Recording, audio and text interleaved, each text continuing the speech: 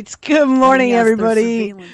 Today is Tuesday, September 8th, 2015, and this is Before the First Cup with Jules here on UCY.TV. Happy Tuesday, everybody. Boy, I hate when I do that. Sorry about that. I've been up for a couple hours, and I completely forgot we ran a rebroad yesterday for the holiday.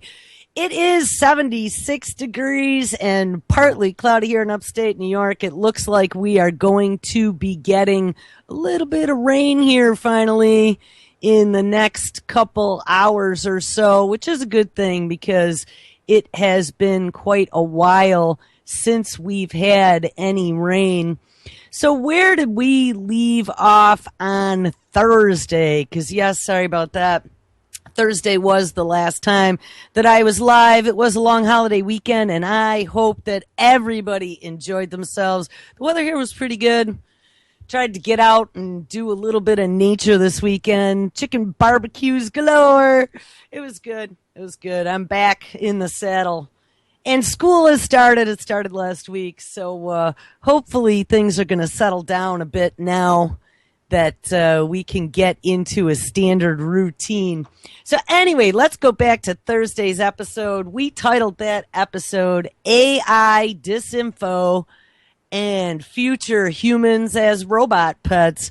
We looked at a story out of Machines Like Us where they had one of the regular physicists that shows up on my science shows talking about how AI isn't a concern and how he really doesn't think we need to be worried. And we kind of threw that out a window when we looked at some of the other technical minds of this century, all coming out against the rush toward artificial intelligence and warning of its dangers. Elon Musk being one, Stephen Hawking, even good old Billy Gates, Mr. Eugenicist himself. Then we took a look at the end of the show of a couple disturbing things. One was the pseudo artificially intelligent robot that they were interviewing. And at the very end of that interview, if you remember, he had kind of joked, the robot had kind of joked with the interviewer saying, "Don't worry, I like you. I'll keep you as my robot pet," or my, something like that. "I'll keep you in a zoo." That's what it was. But we had gone back and looked at something Elon Musk had said way back when, saying that, yes, in the future, the way he envisions it is that artificially intelligent, super intelligent robots of some kind may very well just keep us as pets and Labradors. I don't know if I'm really going to continue on artificial intelligence today. I just wanted to do a recap, but we are going to look at more Mad Science Gone Mad, so that will be the connecting point. I found a story, it was probably Thursday or Friday, that really was kind of disturbing. You know, they've been looking at frequencies for a long time, and different kinds of frequencies, wireless frequencies, cell phone frequencies, microwave frequencies, and they have really felt that there's a potential that all these different radio frequencies could be having an effect on our bodies, and especially when you take a look at how ubiquitous it is now. There are, even though you can't see them, they're everywhere. There are radio waves of different frequencies everywhere. And if you had some sort of device that could detect them all, I think you would be very shocked as to how large the spectrums being used are.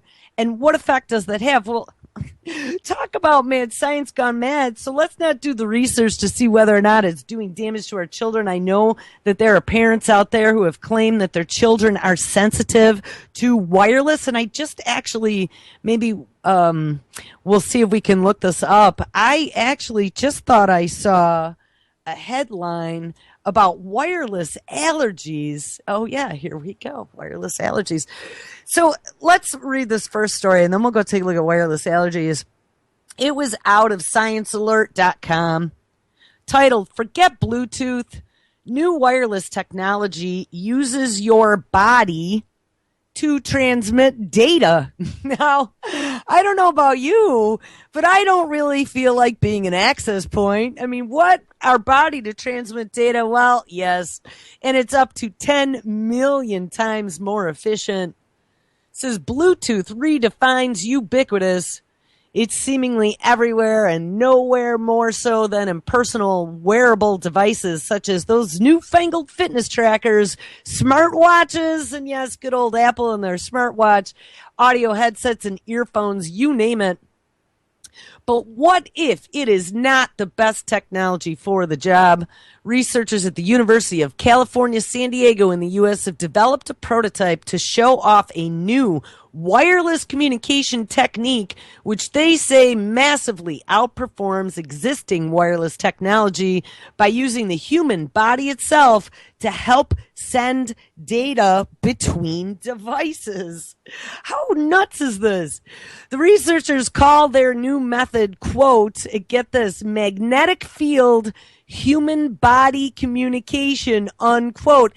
And, you know, if anyone's been listening to this show for any length of time and you know about all the other mad science that they've been working on and the whole transhumanist agenda and merging of man and machine, part of the Immortality Project, how interesting, and moving us closer on a daily basis to be assimilated into the Borg. How interesting is this title, Magnetic Field Human Body Communication? It makes me think a lot of the swarm technologies that they've been working on out of MIT with drones and those micro aerial drones that they're working on out of Harvard with RoboBees. The Google self-driving cars have something similar to that where they communicate amongst themselves without intervention. And this is just very disturbing. It says the technique uses the body as a vehicle to deliver magnetic energy between wearable electronic gadgets. For the systems to function and propagate magnetic fields throughout the body, the wearable device needs to be circular in nature. What, kind of like a compass, I would imagine? And this says, like the coil shown in the picture above. So it's a coil of wire spun 4 times around the arm and tied together at the end, it appears. Meaning that it could work for things like fitness bands, smartwatches, headbands, or belts. But why would we do this? Well, the primary benefit is to lower power consumption. Yes, and of course we could then lower our carbon quotient. Won't Billy Gates be all excited about that one?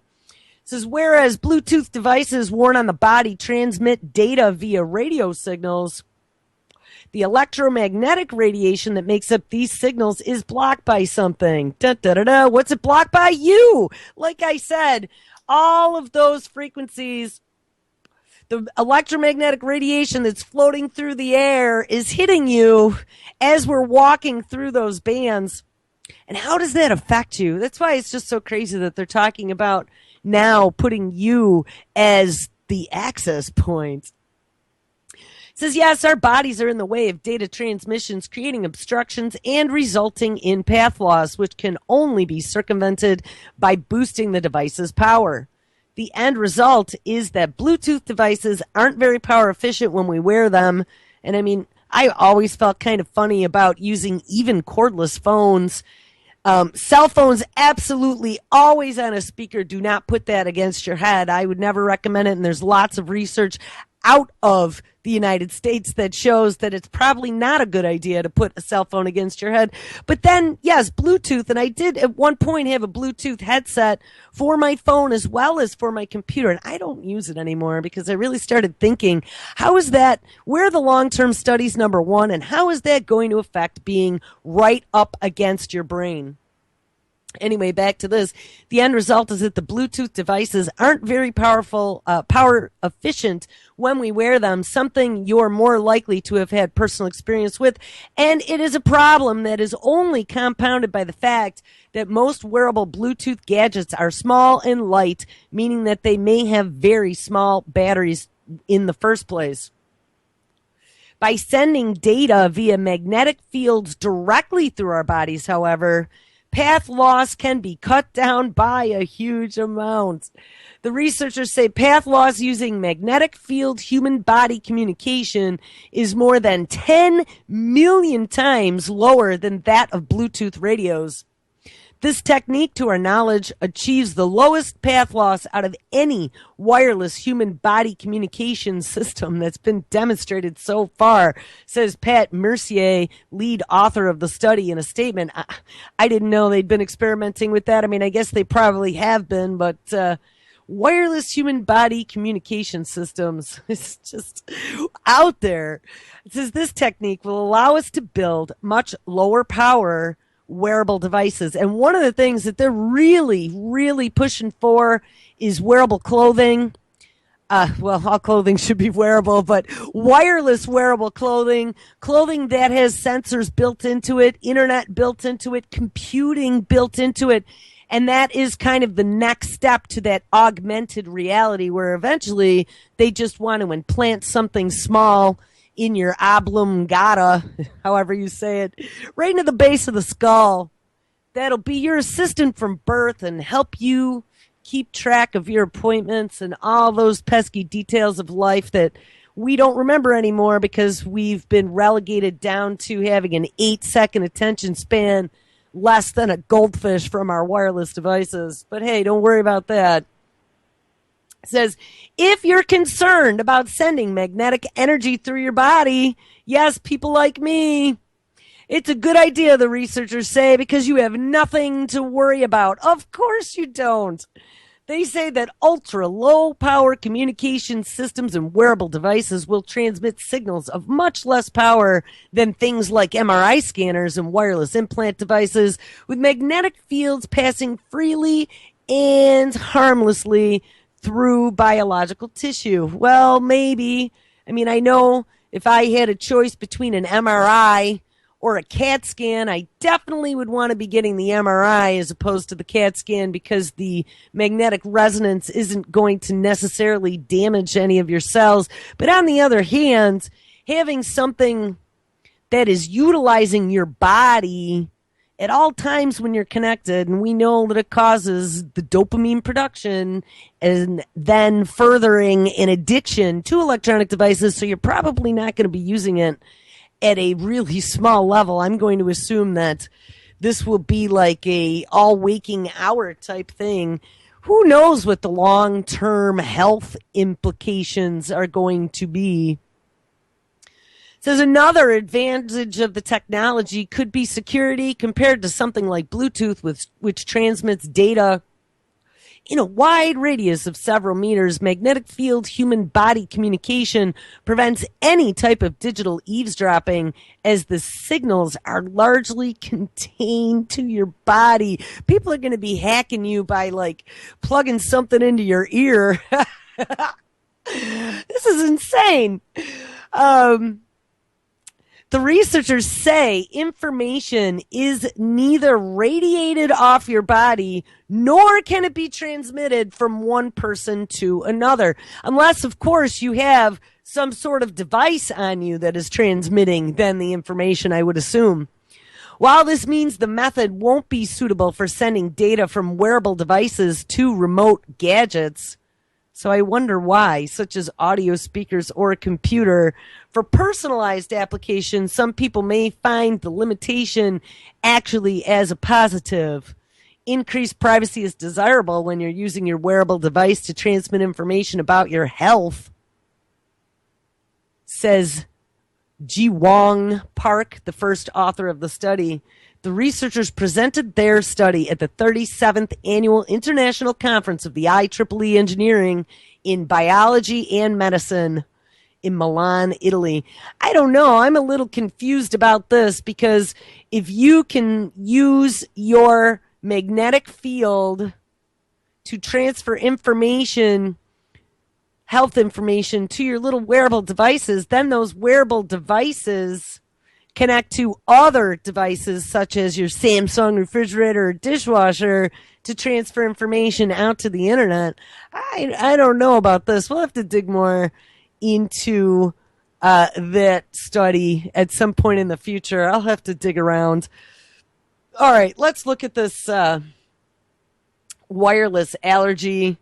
There have been a lot of stories, it looks like, back from even 2008, but here is a new one out of 2015, March 29th, 2015. What is it like to be allergic to Wi-Fi? Hold on. It's popping an ad that's a video that's trying to load before. No, I didn't want to click on it. I wanted to cancel it. Oh, and it made me click on it again. All right.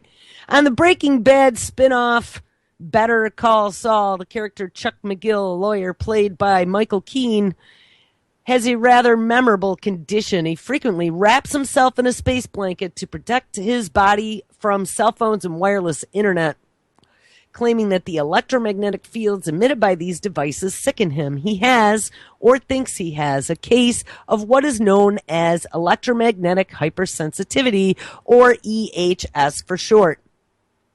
This is not a condition that most doctors recognize. The Guardian was quick to debunk the supposed science behind EHS, claiming that the condition is overhyped by the media and that while the symptoms sufferers report may indeed be real, that of course it is what psychological rather than physiological. That sentiment was also echoed by George Johnson in the Times, who wrote, quote, "From the perspective of science, the likelihood of rays somehow causing harm is about as strong as the evidence for ESP," unquote. This is what I don't get, is like, how can they say that 802.11 wireless, let's say, that's running at, I don't know. Let me think. What were the frequencies? There was a 900 megahertz. Then there was a 2.3 gigahertz, then a 5.8 gigahertz, and I'm sure that it's much higher now. And higher the frequency, the more damage that it could potentially do to the cells, causing free radical damage. I don't know, and especially what we've seen with cell phones out of Europe and some of their research. I would say that these guys are flat out wrong. While EHS is acknowledged by the World Health Organization, the group notes that its associated symptoms like dizziness, nausea, heart palpitations, redness, tingling, and burning sensations on the skin are not part of any single recognized syndrome. It estimates that EHS affects a few individuals per million, and drawing on data from self-help groups states that about 10% of the cases are deemed as severe. The World Health Organization is firm in its position that EHS can be a disabling problem for the affected individual, but it has no clear diagnostic criteria, and there is no scientific basis to link EHS symptoms to EMF exposure. But hey, like I said, just because they haven't come to any definitive proof doesn't mean that there aren't some people out there that suffer. And honestly, I think that more of us suffer from it than we know. You know, maybe more mild than some of these severe cases, but how could we not? We are surrounded by frequencies everywhere. You know, here's actually a story that was in the notes of that very first story that we read. This is what the invisible signals, wireless signals all around us look like, and they have a tablet up showing wireless mapping, and it literally is different wavelengths all over an entire room. It's completely coded. So it's easy to forget as we go about our day that we are constantly surrounded by an invisible network of communication streams transmitting data from one place to another. And while an empty space might look uninhabited to human eyes, it could actually host a crowded intersection of intangible electronic signals. That is the premise of Architecture of Radio, a data visualization exhibit on show next month at the KZM Center of Art and Media in Karlsruhe, Germany. The interactive project is the work of Dutch artist Richard Vegan, who has created an iPad app that lets users explore the infosphere, a fluid term used to describe an environment much like a biosphere that has been populated by informational entities rather than biological organisms. Wow. And you know what? In the future, who knows? Informational entities. That actually is a very interesting term. Vigen's interest in the concept is tied to the signals that support the system, both wired and wireless. And as he says on his website, quote, "We are completely surrounded by an invisible system of data cables and radio signals from access points, cell towers, and overhead satellites. Our digital lives depend on these very physical systems for communication, observation, and navigation." What the app does is function as a kind of, listen, this is what we were saying, augmented reality viewer to let us see this world. However, unlike most augmented reality apps, the camera is totally inert, replaced entirely by a 3D depiction of surrounding electronic signals. As Vigen puts it, quote, "The app visualizes this network of networks by reversing the ambient nature of the infosphere, hiding the visible while revealing the invisible technological landscape we interact with through our devices." This is actually a pretty neat idea. It is not just an imaginary artistic representation of this digital world either. Architecture of radio uses GPS to provide a real-time, location-based visualization of actual signals in the immediate vicinity, including those from cell phone towers, Wi-Fi, routers, and even tracking satellite-based communications overhead. One of the reasons for the app is site-specific. At least during its exhibition period, it also incorporates representations of wired infrastructure embedded into the exhibition space. There is also a public release expected later in the year, but until then, you can get an idea of what it looks like in the video below, and this article will be in the notes of the show, so you can catch up with that. But now we know what our Wi-Fi looks like. Dun, dun, dun, dun. So I don't know.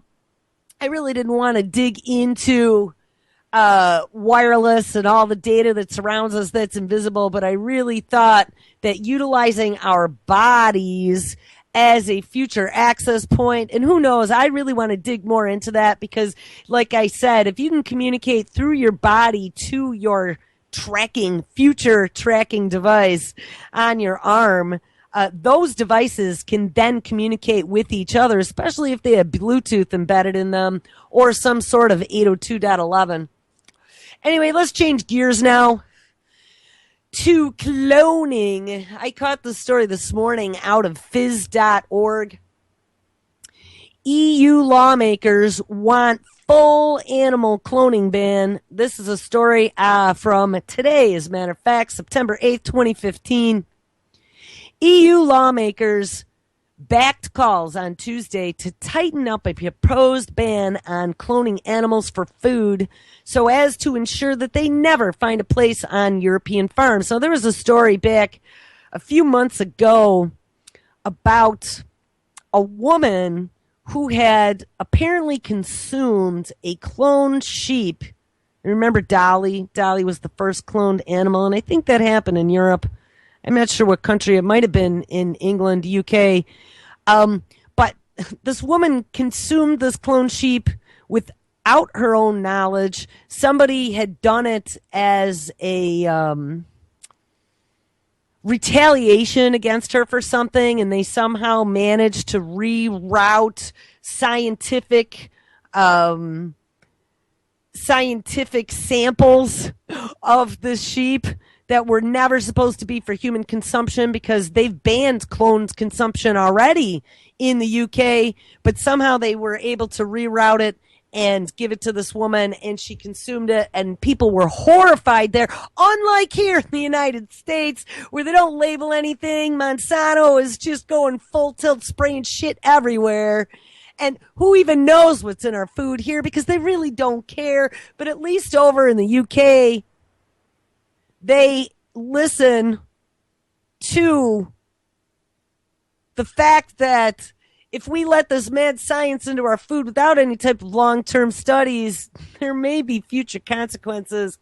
Anyway, so EU lawmakers are backing calls Tuesday to tighten up a proposed ban on cloning animals for food to ensure that they never, ever find a place on European farms.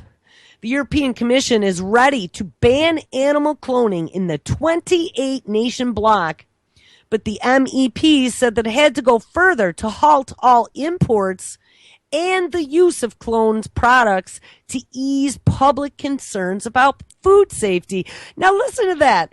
In the EU, they are worried about public concerns about food safety. But here in the United States, we get a big fat middle finger from regulatory agencies that what? Oh, it was too hard to label the country of origin. And you know what? It caused too many squabbles between Mexico and Canada because they didn't like us saying that their meat was their meat. They want to kind of slide it in and make everybody think all meat is created equal. We don't want to have GMO labeling in this country, aka Dark Act. Don't worry about it. They don't care in this country. Quote, up until now, we've been able to import reproductive material from third countries, but we are washing our hands, letting others do the dirty work, says MEP Renate Sommer, who presented the recommendations in a report to the European Parliament in Strasbourg. We want to ban comprehensively, not just the use of cloning techniques, but the imports of reproductive material, clones, and their descendants, says Sommer. I'd like to ask the European Commission to rethink this whole thing. Lawmakers and the public are deeply suspicious Brussels could allow widespread use of animal cloning and genetically modified foods under the terms of a massive, yes, free trade agreement, this is what we were saying about the TPP and the TPIP, TTIP, that was one of the ways that they were going to try to circumvent any laws that are already in place for banning that shit in their countries. Europe has been much more progressive than the United States, as well as South America, in getting all that stuff out of their food supply. But any of these international trade agreements are going to allow these international companies to sue countries for loss of revenue. And they already do that under the World Trade Organization. We saw that a couple times. We talked about that back a few months ago with Japan and Mexico and Canada. All right, anyway, back to the story. Lawmakers and the public are deeply suspicious Brussels could allow widespread use of animal cloning and genetically modified foods under the terms of a massive free trade agreement being negotiated with the, yes, evil of all evil, United States. EU leaders insist health standards, of course they insist, will not suffer, but Parliament remains skeptical about the merits of what is known as the Transatlantic Trade and Investment Partnership, more affectionately known as the TTIP. So, ding, ding, there you go. Guillermoy, who with Summers brought the recommendations forward, said, quote, we need to take into account the impact on animal health, but also on human health. This report sends the message to our trade partners that we are not willing to put our own health, our family's health, and the health of future generations at stake using products of dubious quality of this nature, unquote. Hello. Is that not what we all should be saying? Yet people like us who have some concern for our health, our future health, the health of our children are told that we are tin foil hat wearing lunatics. And let's add the vaccines in here as well, because it's all part of the same thing. It's all part of this manipulation of biology and then getting it into the food chain, getting it into our bodies to see what's going to happen. And hey, plausible deniability 20 years down the line when that arm grows out of the back of your head. I don't know. Must have been the stuff that, that the DOD dumped in the 40s in your backyard. It's not the food you've been eating for the last 20 years. No, don't worry about it. All right, anyway, back to the story. She adds, quote, "We want to be sure that we don't go down a path from which there is no return." Again, ding, ding, ding, ding, ding, because the genies are already out of the bottle. I think it's too late here in the United States because the steamroller has already started rolling over everybody. All of Congress is in bed. They're all making bazillions of dollars and rolling around in their money orgy at the expense of selling out the health of the people. But hey, don't worry about it because they're also invested in precision medicine and all the newfangled science gone mad, which is going to cure all of your ills. It is the promise. We will make you better. Up until now, back to the story, cloned farmed animals, which are hugely expensive to develop, and I'm sure in the past they were, but looking at all the stuff that they're doing with genomics probably won't be in the future, are not used for food, but for breeding purposes, with their embryos and semen used widely in the United States, Argentina, Brazil, and Uruguay. Wow, that's disturbing to know. The commissioner's current proposal bans farm animal cloning, but it would allow the sale of meat and milk produced by its descendants. Well, that's disturbing also because maybe you're not using first generation cloned animal, but if you're using meat and milk from his descendants, that still leaves some of the original cloned material in there. I mean, I don't see how that's going to protect anyone. The MEP's report was adopted by 529 votes to 120 with 57 abstentions and will now form the basis of what are likely to be difficult negotiations with the Commission, which is the EU's executive arm. EU Food and Health Safety Commissioner Vientes Aracunitas said that the restrictions in the report were not justified, arguing that descendants of cloned animals show no health problems, while a complete ban might be difficult to sustain in law. End of story. So I don't know, guys. It's pretty insane. So wait, do we have cloned animals in our food supply? Well, let's take a look at what the FDA has to say. FDA consumer FAQs under cloning. What is the animal cloning risk assessment? Well, the FDA states it is a report written by scientists in the Food and Drug Administration's Center for Veterinary Medicine. Agency scientists analyze data from hundreds of published reports and other detailed information about clones of livestock animals.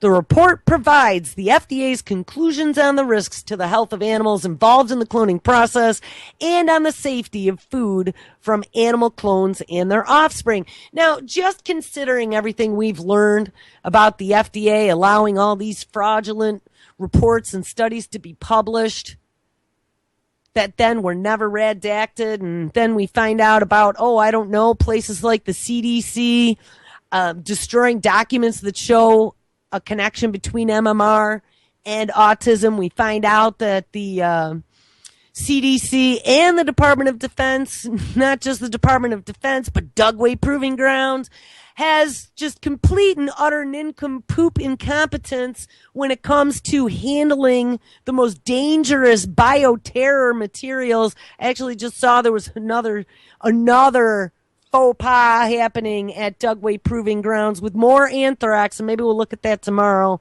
We're not going to get on that today. And in looking at how a lot of the legislators in this country are not about protecting our food supply, but they're about allowing the corporations to determine what is safe, what should be consumed, getting rid of labeling laws and allowing lobbyists to run this country. I don't know if I would be believing anything that the FDA has to say right now, especially about the safety of cloning or genetic modification Of course it's safe. Don't worry about it.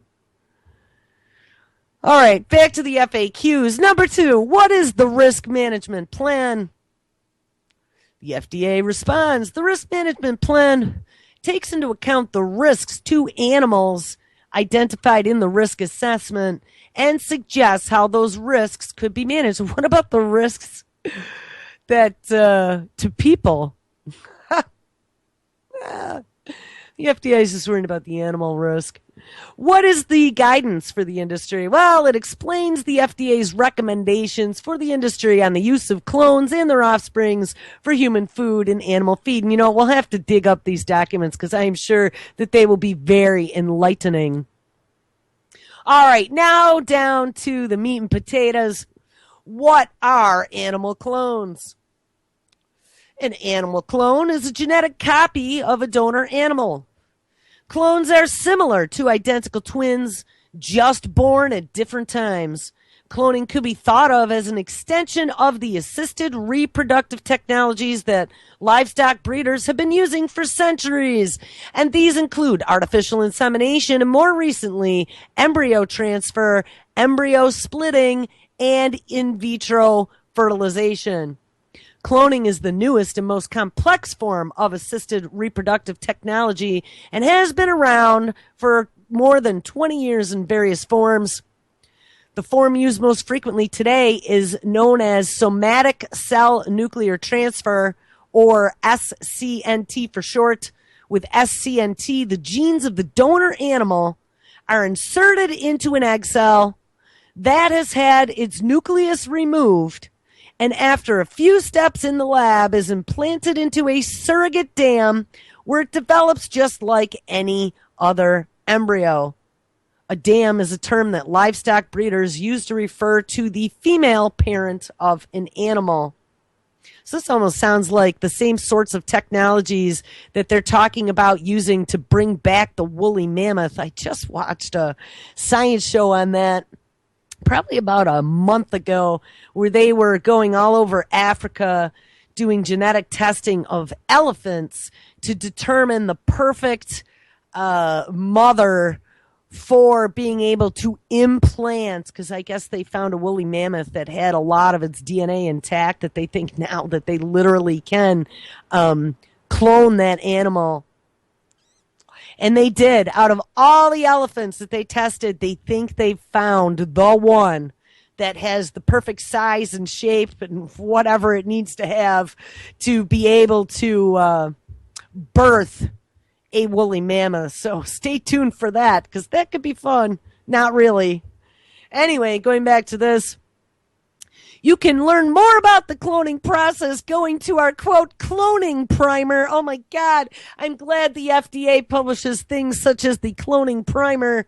And you may also ask for single printed copies of this document, blah, blah, blah, blah, and send it to the Food and Drug Administration in where? Yes, Rockville, Maryland. It is another pit of demons out there. It's where a lot of them make their home base. Anyway, back to this next question. Are there long-term studies on the consumption of food from clones? Well, hey, isn't that an important question? It says cloning does not put any new substances into an animal, so there is no, quote, unquote, new substance to test. How interesting that it's almost using the same flawed logic as they use for GMO foods. An apple is an apple, a potato is a potato, and a carrot is a carrot. Doesn't matter if we put some synthetic versions of a gene in there, or we flipped gene switches on and off, because, hey, they're all still there. So there's no difference, right? We don't need any long-term studies and anything. All right, well, cloning apparently doesn't put any new substances, so there's no new substance to test. Feeding milk or meat from clones to lab animals as part of a regular diet wouldn't let us tell whether there are any negative outcomes observed, and that was due to the food from clones or something else the lab animals were exposed to, so we weren't really sure. It isn't possible to have someone or even a lab animal eat only meat or drink only milk. Doing so would not provide a healthful diet and would likely cause illnesses. So guess what? We can't really do any full testing. Food scientists, toxicologists, and regulators have faced this problem before, and they decided that long-term feeding trials of whole foods do not give meaningful results. So again, you puny brain citizen, see, science knows best. We're going to assume that there's no future issues. But wait, somebody's asking more questions. Damn those question askers. Well, if there are no long-term studies on the consumption of food from clones, then why is the FDA concluding that it is safe to consume these cloned animals and their offspring? Well, wow, isn't that a great question? Shoot that person. Cloning doesn't put any new substances into an animal, so there is, quote, no new substance to test. Wow, that must be the printed index card that they gave all the FDA regulators to repeat over and over again when asked about food cloning. And I wonder if anyone spit that same exact sentence out in that EU meeting, because I will guarantee you they did. And they freaking repeated this. Feeding milk or meat to cloned animals as part of a regular diet wouldn't let us tell whether there's any negative outcomes observed due to the food from clones or something else that the lab animal comes across. They literally repeated the exact same paragraph as above, like a big screw off for asking an intelligent question. All right, well, the next question. Are there any substantive differences between the conclusions in the draft and the final version of the cloning risk assessment regarding the consumption of food from clones? Answer, not really. Not really. Not really. Maybe. But you know what? Not really. Not anything that your puny brains could deal with. Don't worry about it. Not really. It literally says that. As we stated in the draft risk assessment, and he's waving his finger, FDA has no concerns about the safety from food from cattle, pig or goat clones, or from food from the progeny of a clone of a species traditionally consumed as food. Our conclusions were strengthened by the data that we evaluated. Yeah, well, where did that come from? Since, data we've discovered that you've allowed has been compromised or falsified, and you just let it go anyway. But hey, and who sponsored that data? I'd like to know. But hey, our conclusions were strengthened by the data that we evaluated since the publication of the draft. We did not, however, get more information that would allow us to make decisions regarding food from sheep clones or other species, and we do ask that producers continue to voluntarily keep food from clones of other species out of the food supply. Voluntarily keep food from clones out of the food supply. I say we fire the whole fucking FDA. What do you say? They're useless. And as a matter of fact, they're not useless. They are a help to the agencies that are trying to force this poison into the food supply without anyone winking an eye and then saying these are not the droids you're looking for. Wink, wink. It's all safe. And you know what? As a matter of fact, it's exactly the same as the stuff you've been eating for 5,000 years. Don't worry about it. All right, more questions. Now that the FDA has concluded that food from clones of a specified species and clone progeny is as safe as food from conventionally bred species, is FDA lifting the voluntary moratorium on bans on cloned species in the food chain? Well, in 2001, U.S. food producers agreed to refrain from introducing meat or milk from clones or their progeny into the food supply until the FDA further evaluated the issue. The U.S. Department of Agriculture will convene stakeholders to discuss efforts to provide a smooth, and orderly market transition, ding, ding, as the industry determines the next steps. The industry is going to determine the next steps with respect to the existing voluntary moratorium. People, it's over, man. The industry is making the determination as to the long-term food safety, and the FDA is going, hey, you know what?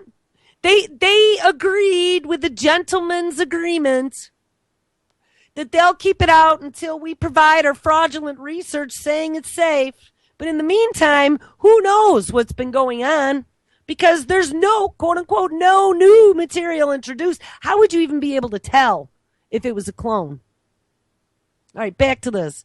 Question: if the FDA thinks food from cloned livestock is safe, then why does the FDA continue to recommend that food from sheep clones be kept out of the food supply? So wait a second. Did they, in an ass-backwards way, tell us that it's only sheep that really, on a voluntary basis, are still being kept out of the food supply, but when the industry decides that it's safe, that it's okay? I think they just did. Anyway, if the FDA deems, why does the FDA continue to recommend that food from sheep clones be kept out of the food supply? Well, at this time, the agency does not have sufficient information to make a decision on food consumption risks from clones of the species other than cattle, swine, and goats. Now, hold the phone. Because if a clone of a cattle or a clone of a swine or a clone of a goat was shown to be safe, then how is it going to be any different than a clone from a sheep or other species? But I'd like to know who paid for the risk assessments that showed that clone meat was safe in the long term. Who paid for those studies? And how many studies were there? I think maybe we should find someone in the FDA to do an interview with, because I'm sure they wouldn't do it. It says, although we have no specific concerns related to sheep or other species, because of the uncertainty, we continue to recommend that edible products from cloned sheep or other species not be introduced into the human food supply. So, cloned sheep or other species except cattle, swine, and goats. That's how I read that. All right. How soon will meat or milk from clones be on the markets? And here they say there aren't. It's highly unlikely that you will see meat from clones at the supermarket anytime soon. Well, yes, because it won't have a big label on it that says clones. We anticipate that clones would be used as elite breeding animals rather than as food themselves. And instead, the sexually reproduced offspring of clones would be the animals intended to produce food. Milk from cow clones may enter the food supply once clones are bred and have their calves. Cows don't make milk until after they have calves. And it is important to remember, however, that at this time there are only a few hundred cattle clones, most of which are not dairy cows. So again, it is highly unlikely that there will be much milk from dairy cow clones in the food supply. Well, okay. Is meat or milk from clones safe for pets? Yes. We believe that it is safe for the meat or milk of clones to be used in making pet food. So what does that mean? Does that mean that we already have cloned meat in our pet food? Question: is cloning the same as genetic engineering? No. Cloning is not the same as genetic engineering. Genetic engineering involves adding, taking away, or modifying genes, while cloning does not change the gene sequence. Well, phew! Good thing we learned that. It's still messing with nature. Still unnatural. And you know, once I think I'm going to have to do some research into clones tonight, because I think that this is something, especially now that we see that it's on a front burner. And I knew that this shit was going to come up with the Trans-Pacific and the transatlantic partnerships. And we already talked about how with these anti-labeling laws, they're going to try to slip every willy into the food supply, because you don't need to know not only what you're eating, but where it comes from. Okay, next question. Why are livestock producers interested in cloning? Don't the more conventional means of producing animals work? Good question. Mother Nature has had no issues. Well, livestock producers will continue to use the more conventional means of breeding food animals. The point of cloning is to increase the number of breeding animals with naturally occurring desirable traits. Yes. And, this is some of the crap that they're going to start using on humans as well, right? Let's make them a little smarter. Let's make them run a little faster. This will allow the more rapid spread of these characteristics through the herd, such as disease resistance or higher quality meat. Would food from clones be labeled? Here's an important one that should have been way up at the top of this Q&A so it didn't get lost in the shuffle. Would food from clones be labeled? Drum roll. No! You knew it. No! The FDA is not requiring any additional measures related to food derived from adult clones of cattle, swine, and goats, and the offspring of clones from any species traditionally consumed as food, including labeling. So no additional testing. It's proven to be safe because nothing has been changed. And we heard that because they repeated that same paragraph twice. And guess what? No labels. We have not identified any food safety concerns, and we have found no material difference in food from clones as compared to food from conventionally bred animals. For example, FDA scientists found that the milk components from dairy clones were of the same type and present in the same amounts as milk sold every day. Therefore, there is no science-based reason to use labels to distinguish between milk derived from clones and that of conventional animals. Should a producer express a desire for voluntary labeling? Yes, which is the whole premise behind the Dark Act, saying, e.g., this product is clone-free, it will be considered on a case-by-case basis to ensure compliance with statutory requirements that labeling be truthful and not misleading. So if they wanted to, if they had a conscience and they wanted to label clone food, so at least they felt like they were doing something for you to let you know that you were not consuming clone food against your knowledge, without your knowledge, against your will when there's no labeling because you're eating it anyway. But if you knew it was there, you wouldn't be eating it. They'd still have to get proper approval to put that label on their food. Get rid of the FDA, because I think I'm going to vote for that. All right, and last but not least, is the FDA considering the ethics of animal cloning? And it always comes back to ethics because there aren't any anywhere anymore, it seems. The FDA recognizes that animal cloning for agricultural purposes raises moral, religious, and ethical issues that are important to some members of the public. But guess what? You people don't matter. The relevant issues in this context for the agency are limited to the animal health and safety issues, not to the people issues. And the agency is not charged with addressing moral, religious, or ethical issues. What? Related to animal cloning for agricultural purposes. We are also aware that these ethical concerns can become intertwined with and amplify concerns about food safety. No shit. We have participated and will continue to participate in discussions on ethical issues to ensure that people have the correct facts in order to make informed decisions about clones. The informed decisions that you will never be able to make because guess what? It will never be labeled. All right, guys. Well, if you can even believe it, that was one damn fast hour.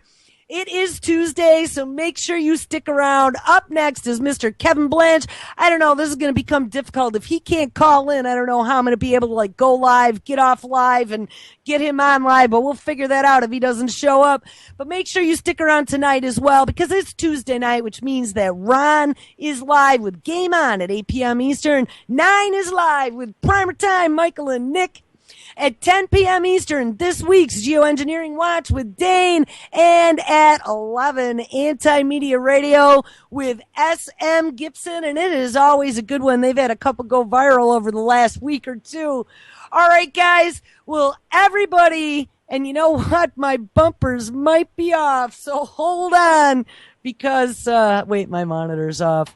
I was hoping I'd turn them back on. Let's go, let's go. But if not, we'll wait until Kevin's music starts. There it goes. I'm a little late. All right, guys, you make sure you have an awesome Tuesday. We'll dig into more cloning tomorrow. Everybody take care.